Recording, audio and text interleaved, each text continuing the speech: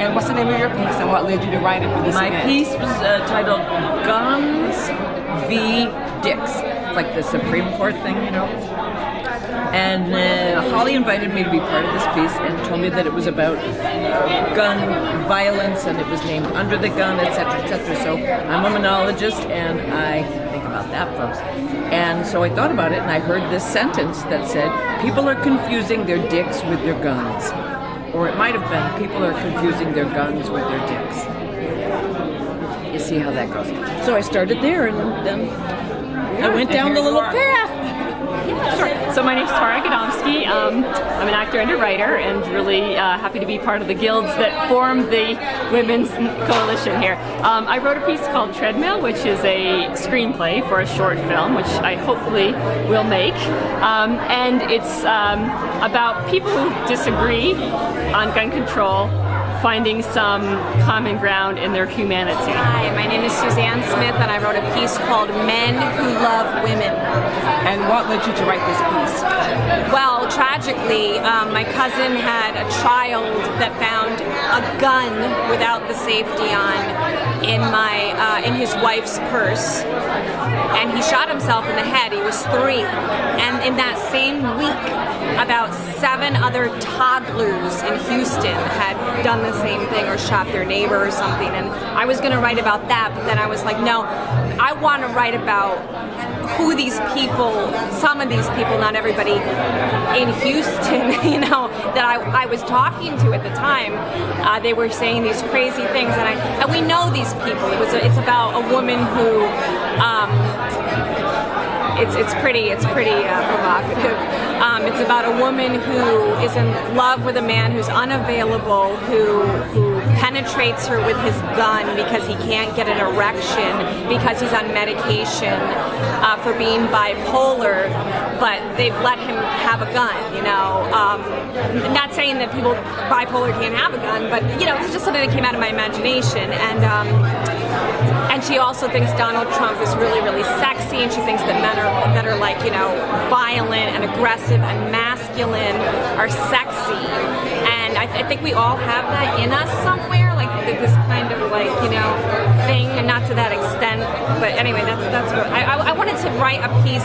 And ISIS, she thinks that ISIS is going to come to Houston, and it's this whole like, we know these people, you know. That's I wrote.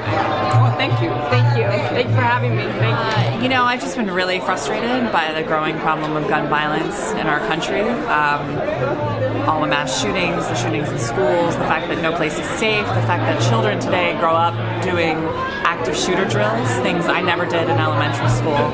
And I think art is the best way when you are frustrated to express that frustration and get it out. So I started writing. Every time there's a mass shooting, I think that everybody is sort of conditioned to think about the body count and to think about the sort of number of lives lost. But and I think it was sometime in 2015 that there was a particularly bad sort of rash of shootings, and I was thinking and grieving about the people who died, but I kept having all these thoughts about the people who survived, and particularly the children and young people who survived, and what it's like to live through something like that. And so I started doing research about survivors, and I read this really terrifying article about a woman whose life was sort of ruined because she was living with PTSD, and she was like 16 years old, and that made me want to tell the story of young people living through this, because for every person who dies, there's dozens and dozens more who are left with injuries or loss of loved ones, or just like the memories of having seen these things. So I felt that there was a story there. Thank you, and it was a good story. Thank you. Because he looked so unusual. Yeah, you know, like first monologue was like my favorite thing.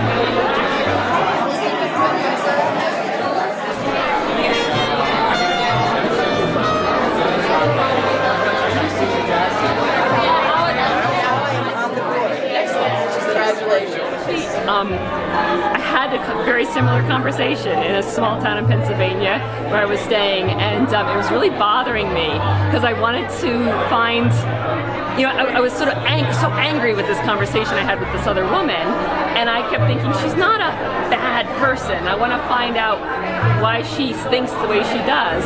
So I started to write a piece about it and sort of found that she was also coming from a place of love, even though we disagreed on some of the basics of gun control. I could understand more of where she was coming from, and I think that that's kind of what we need to do in this country to be able to start to change things, is to understand that everybody's coming from a place of common humanity instead of just shouting.